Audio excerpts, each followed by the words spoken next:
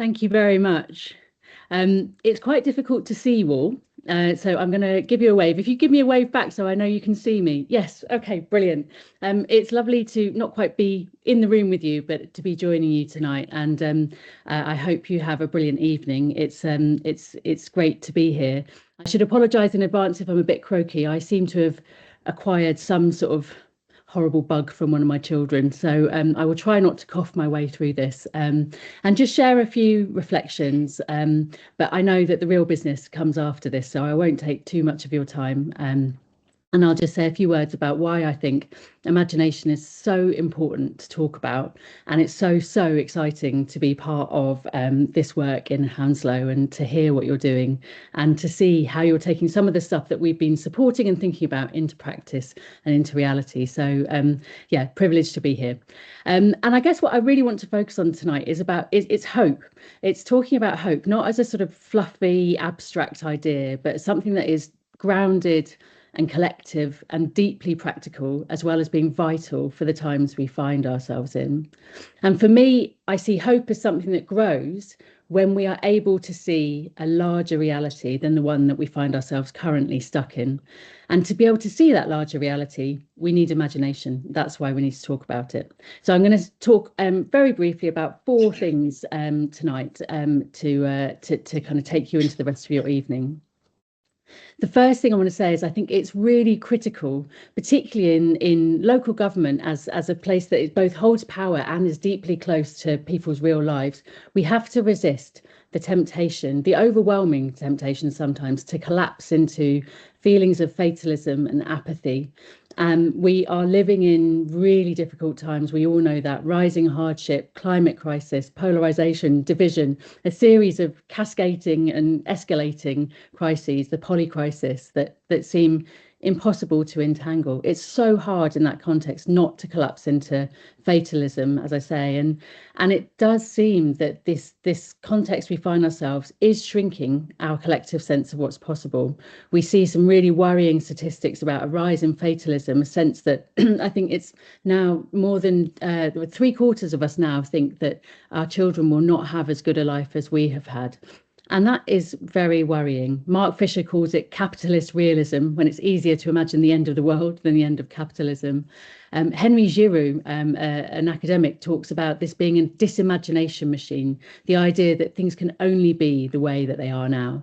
But it's, of course, Ursula Le Guin. I don't know if any of you know her. She's one of my heroes, a brilliant science fiction writer, who I think has put it so well when she says, and I'm going to quote, our crisis of imagination is not just a crisis of the mind. It has material consequences.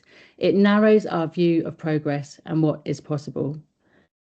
I really want us to hold on to that. It's so dangerous. For change to be possible, we have to believe that there are alternatives, that there are other worlds that are possible where people and planet can thrive. And for me, to hold on to that belief, imagination is the critical ingredient. So Rob Hopkins, who's the one of the people behind Transitions Town, the Transitions Town movement, talks about our job as social change activists to be creating longing for these alternatives, rather than campaigning or advocating for policy change. Not that those things aren't important, but we have to create longing for those alternatives. That really resonates, I think. Amara Spence, who's the founder of Hood Future Studio in Birmingham, talks about imagination as survival technology, particularly for those communities that are marginalised, believing that alternatives are possible. And so I want to invite all of us here tonight to see imagination not as a form of escapism, of getting away from reality, but rather as a crucial practice and a source of what you might call anticipatory insight, if you want to get technical. I think it's a form of data just as important as all that quantitative stuff that we use in other work. We have to see it as a form of evidence, imagination as a form of evidence, a way that we can see and speak of these larger realities. So that's my first point. Second thing I want to say is, this is something I hold on to in those late nights when I'm finding it difficult to sleep, thinking about the world that my children are coming of age into. I take some comfort from the fact that we have been in something of a comparable place before, this sort of strange time we find ourselves in where it feels like one world is dying, the old world is dying, but the new world has not yet fully come into being. I want you to think back to the beginning of the 20th century. where I think this country at least found itself in a similar time between worlds where the old ways of life were dying and we had not yet found a way of accommodating the new industrial era.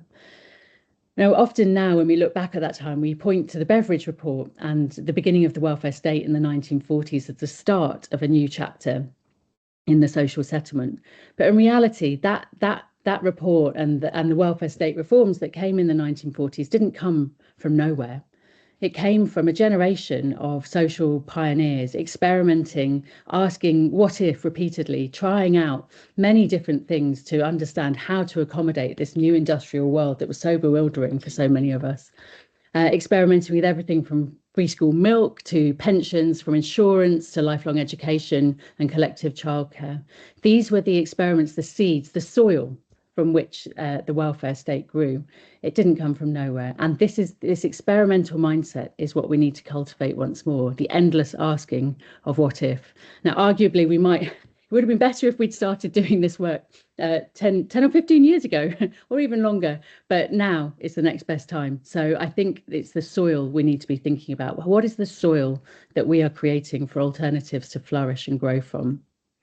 So where are we? If we are leading, we need to start from the position that we believe other worlds are possible. We need to encourage those around us to believe the same. And again, if we're leaders, we need to build a culture of experimenting and practicing to see what we could bring into being. It was great to hear just then that the work for 2050 is not about a blueprint. It's about creating a space for experimenting and prototyping what could be, rehearsing into those futures where people and planet can flourish. And that all brings me to my third point. And this is a really important one. None of this will happen by chance. None of it will happen if we just sort of hope that it might. We need to build imagination infrastructure if we're serious. And that's something that at Joseph Rowntree we've been experimenting with for the last 4 years. Excuse me. So what do I mean by infrastructure? Think about how we normally use that word, roads and train networks. Think the infrastructure that moves people and goods around. Imagination infrastructure is much the same. It's the people and the practices, the capabilities, the relationships that help us do that work of dreaming about other worlds and rehearsing those possibilities. So we've been experimenting at JRF about how, as a funder, we might best support this invisible but crucial infrastructure. And we're very much still learning about what works. But let me tell you about just a couple of the things that we've done.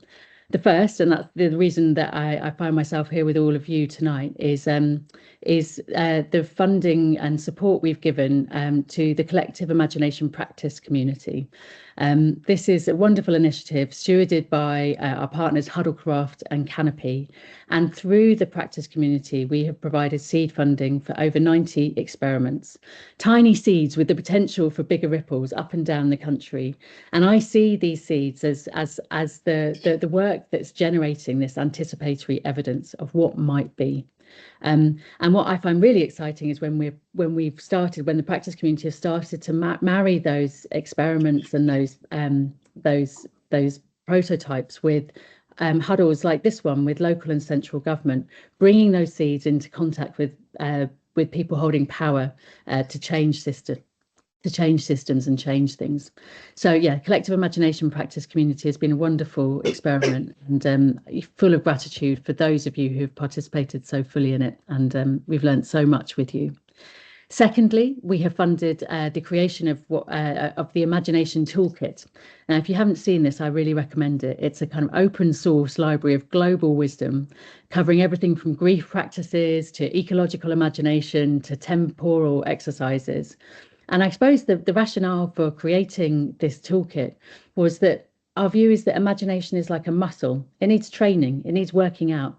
And these exercises are here to help all of us who want to enable ourselves and colleagues and other members of our communities to imagine alternatives. These are exercises which help us step into that work rather than just hoping we can do it without support. We've been resourcing those organisations up and down the country who are doing the dreaming and the imagination and building from that, demonstrating, rehearsing those alternative futures. So if you haven't already heard of them, I really recommend you check out the work of organisations like CoLab Dudley, the Onion Collective, Civic Square, Kin Structures, Opus.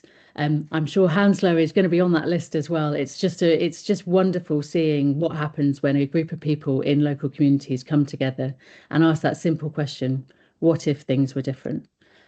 And finally, we've been funding experiments in how to build hope with communities in different scales. And I feel like this is an area of work we really, really need to grow more, and would love to talk some more about that with all of you. I'm really proud of all this work that we've done to build or to learn about what it takes to build imagination infrastructure. But I have to say, after 4 years of going at it, my main conclusion is that we really, really need more funding for this work. I spend a lot of my time in my job trying to bring other funders and wealth holders in, but it is incredibly hard work getting people to recognise the importance of this sort of intangible work that, as I say, is in the soil. And that really brings me to my final point for this evening. And that's a really important one. It takes active effort to repattern us away from the systems and the beliefs that are causing harm to people and planet today. So usually when I do these kind of talks, there's someone in the audience, often the person wearing the suit, metaphorically, if not in reality. Someone will say, oh, this is all great, but we need to be realistic, or this sounds great, but isn't it a bit indulgent in the face of the urgent crisis in front of us? Or my personal favourite, it's lovely, it's just not possible. This is the disimagination machine in action. Don't fall for it. There is a polycrisis out there, and it's the suits in the room that will probably be the last to feel it. So when we are doing this work of building alternative futures, we really need to pay special attention to the voices of those who are furthest from the status quo. That includes those communities who've been marginalised, and also those people who reject the way things are and choose to live differently. They all have wisdom that we need to listen to. It's crucial evidence for how things could be different.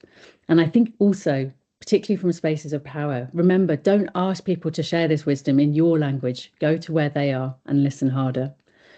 So I want to end by inviting us all to make a commitment tonight to refuse to live in anyone else's imagination, and instead to actively step into building better and more beautiful futures together. And I'd like to finish with a quote from another of my favourite women, this time Gloria Steinem, a genius second wave feminist woman who was very active in the 70s, when she said, "Imagination is a form of planning." I just think that's brilliant, and I think we need to get planning together. So thank you very much for having me, and enjoy the rest of your evening.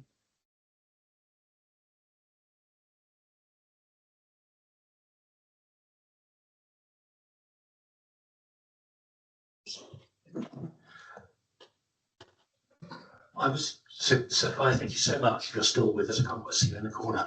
Thank you. It was really nice to hear you say go where people are, because we've spent the last 9 months or so going where people are.